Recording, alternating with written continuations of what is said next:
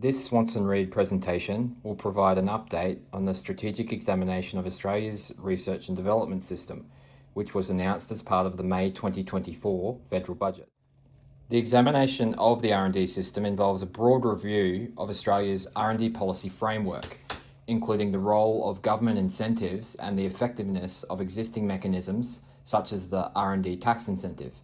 The material in this presentation is on policy discussion only, and the information is general in nature. It does not constitute legal or tax advice. Also note that at the time of collating this presentation, the status of the R&D review is fluid. We understand based on media reports that the review panel recently submitted its final report to the Industry Minister for consideration. We understand that the findings of this report will likely be publicly released sometime in 2026. Before going into the details of the current R&D review, it's worth noting that Australia's R&D tax system has been unstable and seemingly perpetually under review.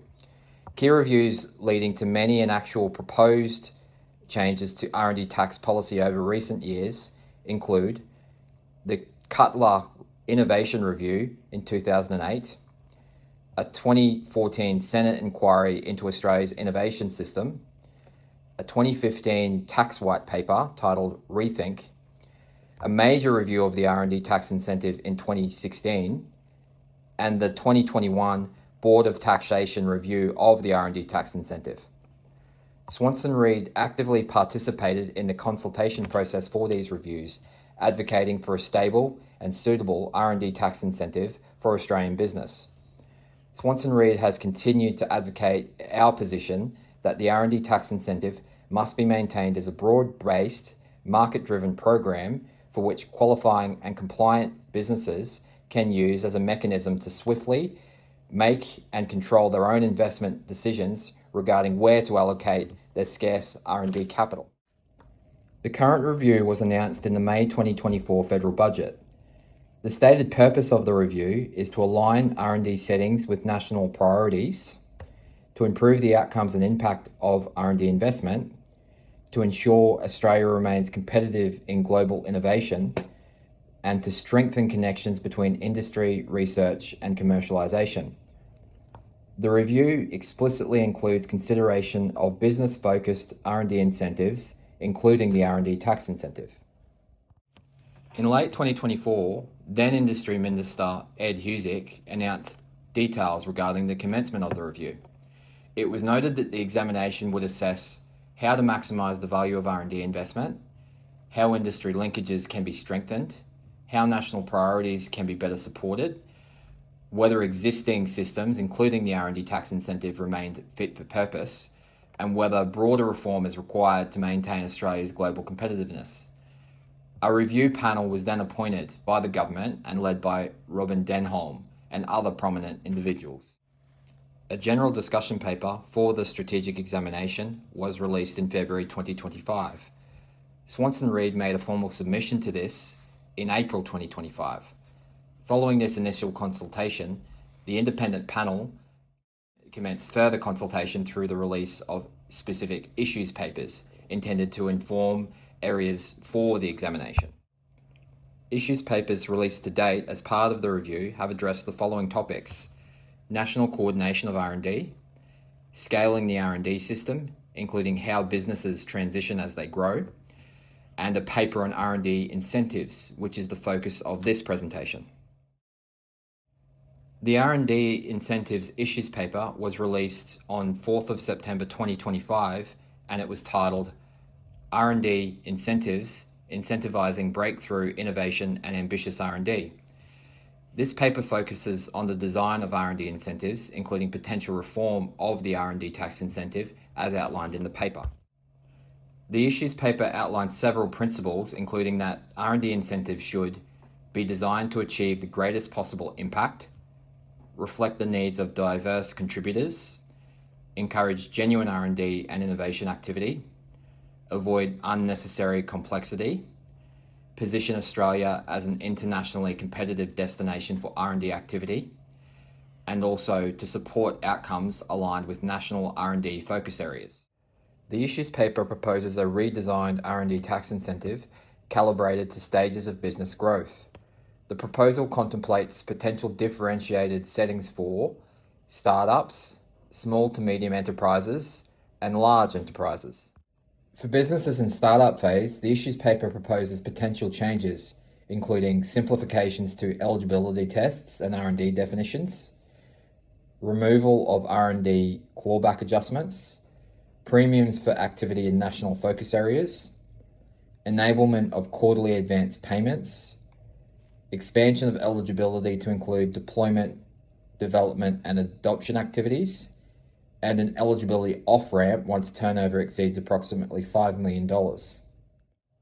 For businesses classified as SMEs, the issues paper proposes potential changes, including simplifications to R&D definitions or assessment processes, ongoing eligibility linked to outcomes such as revenue growth, entry and exit mechanisms to target high-growth firms, and premiums for SMEs operating in national focus areas.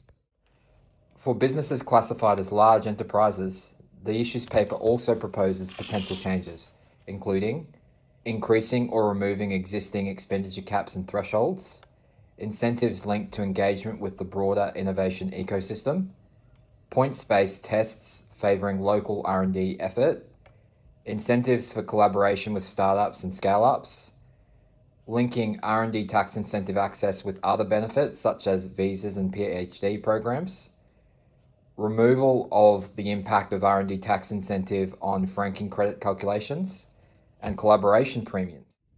Swanson Reed agrees with many of the comments in the issues paper, but we also have concerns about some comments and proposals. We agree with the general propositions that the simpler the R&D tax incentive is, the better. The R&D tax incentive would be more impactful with clearer eligibility criteria, and that both types of government support, being grants and tax incentives, play an important role in the policy mix to incentivize R&D activity. While some of the proposals in the issues paper are good theoretically, we have some concern that their practical implementation may introduce significant complexity and may be cost prohibitive to the budget. For example, having different systems for pre-revenue, startup, SME, and large firms may add to complexity. Also, some of the proposals for premiums, quarterly payments, points tests, and off-ramps also introduce complexity and the risk of misapplication. For example, a startup receiving quarterly payments who is not aware of a sudden depletion in their tax loss balances may inadvertently overclaim on their quarterly credits. Also, the following proposals, while promising in theory, carry a significant risk of increasing program cost beyond what may be sustainable. Expansion of eligibility for development and deployment activities, removal of franking credit impacts, removal of clawback adjustments, quarterly credits, and broad premium structures unless they have a targeted and tight focus. We also note that radical reform to the R&D tax incentive may create a period of significant uncertainty for businesses. This may jeopardize investment in long-term R&D projects. The issues paper notes that both direct and indirect support play an important role in a government's policy mix for encouraging R&D. Direct support includes such things as government grants and public procurement policies for R&D services. And indirect support includes incentives such as the R&D tax incentive. Both mechanisms address different policy objectives, but are complementary. This point in the issues paper is important, and Swanson Reed agrees that both types of support are necessary. Over recent years, some have been calling for funding to be diverted away from R&D tax incentives and into grant-based programs. Swanson Reed has strongly opposed this for a number of reasons. Swanson Reed's reasons for opposing any diversion of funding from R&D tax incentives to direct grant-type programs include: the R&D tax incentive has become ingrained as a critical source of funding for small businesses who are conducting R&D activity. Whilst the program's current self-assessment system is not perfect, to remove this and replace it with the uncertainty of companies being subject to grant application and assessment processes before knowing whether funding is available to them would present significant uncertainty and delays to a business's R&D funding.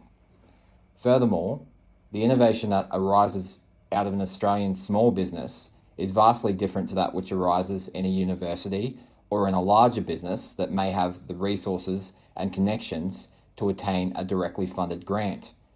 Both types of R&D are required for the Australian economy to thrive, and support must be available to both.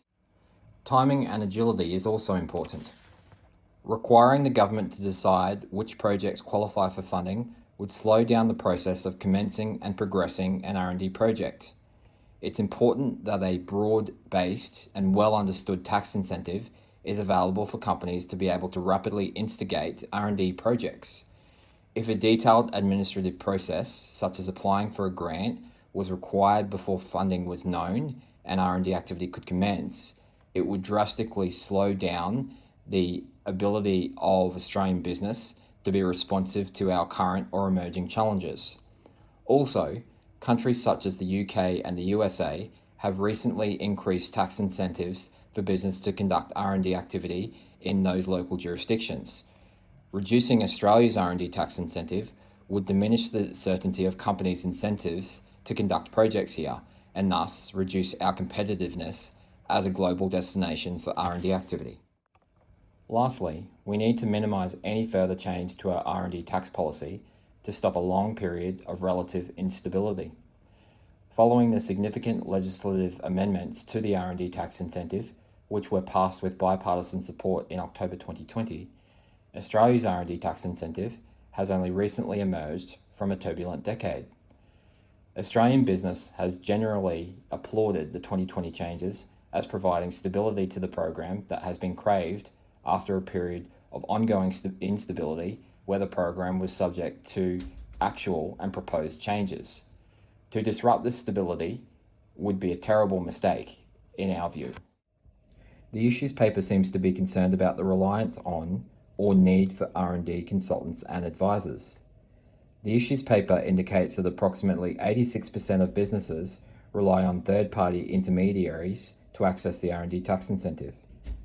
The paper notes that this consultant dependence indicates that the program remains overly complex, creating barriers for participation and reducing the net benefit of the incentive. The current definition of R&D used for the R&D tax incentive eligibility is considered too complex by many. Similarly, many consider the current definition does not adequately reflect the modern reality of business R&D processes. Swanson Reed acknowledges the issues paper's emphasis on reducing reliance on R&D tax advisors. In an ideal system, businesses would fully understand their entitlements, accurately self-assess their eligibility, and be able to reinvest the benefits from the R&D tax incentive fully back into their own projects. We also acknowledge that poor practices by some R&D tax consultants have historically contributed to concerns over the R&D tax advisory industry. However, in our view, credible R&D tax advisors play an important role in improving claim quality, interpreting complex legislation, supporting compliant claim preparation, advising ineligible businesses not to register and not to participate, and preserve system integrity to reduce misuse of public funds. As any change or simplification to the general tax system does not reduce the role of general tax agents, simplification of the R&D tax incentive should not reduce or remove the need for quality and experienced R&D tax advisors. The R&D tax incentive is not perfect, but it has a well-established infrastructure. Swanson Reed remains of the view that incremental enhancement of the existing system is a better approach than wholesale replacement or significant reform. As outlined in our submissions to the discussion papers, we view that the R&D tax incentive could be enhanced whilst also maintaining relative stability by undertaking the following modest changes. Firstly, the turnover threshold for the refundable R&D tax offset, which has been in place since FY12, could be increased from its current level of $20 million to account for inflation since the incentive was first introduced. Next, the annual $150 million R&D expenditure cap could be removed or perhaps increased or indexed with time. Also, collaboration premiums to provide enhanced rates of R&D tax benefit for expenditure on parties such as research service providers or university contractors could be explored. Lastly, stability provisions or undertakings could somehow be embedded within policy in an effort to provide businesses with some confidence that their long-term projects will be subject to the incentives existing at the time they made their investment decisions. That concludes our update on the strategic examination of Australia's research and development system. The proposed reforms raise important questions regarding effectiveness, complexity, cost, and stability. It's important that all stakeholders, including claimants, R&D tax advisors, and government regulators, play a role in maintaining the integrity and sustainability of our R&D tax system. Swanson Reed supports the consultation process and the work being undertaken by government agencies and review panels to strengthen Australia's innovation ecosystem. Swanson Reed has made a submission reflecting the views outlined in this presentation, and we will continue to advocate for a stable, sustainable, and effective R&D tax incentive. For further information, please refer to the Swanson Reed website or contact our office. Thank you for listening.